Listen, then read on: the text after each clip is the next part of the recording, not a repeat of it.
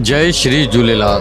सिंधी समाचार राजस्थान में तव्हांजो स्वागत है। दोस्तों, चेटीचंड महोत्सव भगवान श्री झूलेलाल साईं जो जन्मोत्सव भारत में ही न अभी तो पूरे वर्ल्ड में ॾाढे हर्षोल्लास सां गॾु मल्हायो वियो।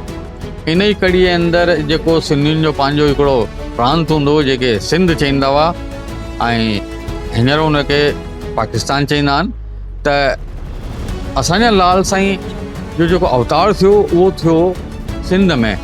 जी हा दोस्तों, त उते बि अॼु कुझु ॿ टे अहिड़ा मंदर आहिनि जंहिंजी अॼु बि विधिवत पूजा आराधना सभु कुझु थींदी आहे। त उते बि चेटीचंड महोत्सव उते जेका सिंधी हूंदो उन्हनि ॾाढी ख़ूबसूरती सां मल्हायो आहे।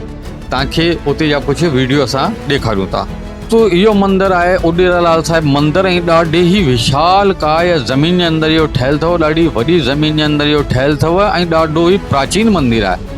ऐं हिते पासे में हिकिड़ी दीवार लॻंदी, पासे में मस्जिद आहे ऐं मंदरु ऐं मस्जिद ॿई हिकिड़ी ई ज़मीन जे अंदरि ठहियलु आहिनि ऐं विधिवत पूजा आराधना थींदी आहे। सिंधी हिंदू मस्जिद में बि वेंदा आहिनि ऐं मंदर में बि वेंदा आहिनि, ऐं उते ॿिया गैर हिंदू उहे मस्जिद में बि वेंदा आहिनि त पंहिंजे लाल साईं जे मंदर जा बि दर्शन कंदा आहिनि। ऐं इहो मंदरु ॾाढो ई प्राचीन ॿुधायो वञे थो, ॾाढो पुराणो, कि लाल साहिब जॾहिं झूलेलाल साईं खे तपस्या करणी हुई त उहे हिन जॻह ते आया हुआ ऐं हिते बाक़ाइदा उन्हनि तपस्या कई हुई। ऐं जेका उते जंहिंजी ज़मीन हुई 4 भाउरनि जी, उन्हनि पंहिंजी स्वयं इच्छा सां लाल साईं खे इहा ज़मीन दान ॾिनी हुई। ऐं अॼु बि उन्हनि 4 ॼणनि जी क़बरूं उते ई ठहियल आहिनि, जेके असां तव्हांखे वीडियो जे माध्यम सां ॾेखारण जी कोशिशि करूं था। तंहिंजे अलावा या लाल साईं जा उते चमत्कार जे द्वारा हिकिड़ो वण पोखिजियो, चमत्कार सां ॾाढो वॾो थी वियो, उहो अॼु बि आहे। लाल साईं जी कृपा सां उते हिकिड़ो खूह प्रकट कयो वियो, जंहिंजो पाणी अॼु बि उते मिठो आहे, उहो बि असां तव्हांखे ॾेखारूं पिया। ऐं ॾाढी विधिवत तरीक़े सां उते चेटीचंड मल्हायो वियो।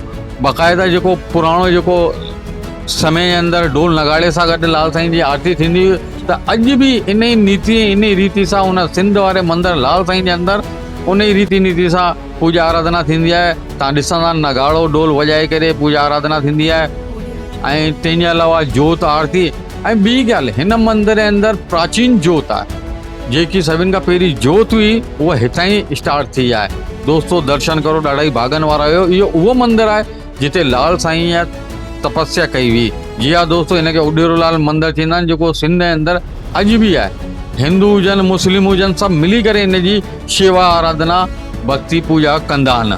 झूलेलाल साईं जे जन्मोत्सव ते जेका पाकिस्तान जे अंदरि कुझु मुट्ठी भर असांजा सिंधी हूंदो आहिनि, उन्हनि मिली करे ॾाढे सुठे नमूने सां इहो चेटीचंड महोत्सव मल्हाया आहिनि। बाक़ाइदा पूजा आराधना जेका तव्हां वीडियो माध्यम सां ॾिसो पिया, आरतियूं ऐं उहे तेरी कोर कोयर प्रसाद, ऐं बाक़ाइदा उन्हनि जेको तव्हां ॾिसंदा भंडारो इत्यादि बि कयो अथनि ऐं ख़ूब सुठे नमूने सां भॻवान श्री झूलेलाल जी सेवा आराधना कई अथनि।